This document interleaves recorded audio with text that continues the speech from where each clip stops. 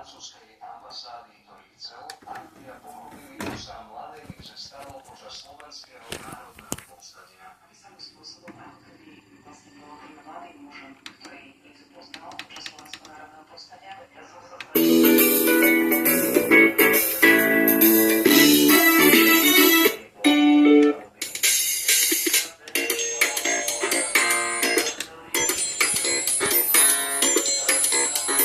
Nedaleko od ľudí, ťažko sa tam zablúdi, cez potôčik, cez lúku, vedie cesta k lesíku.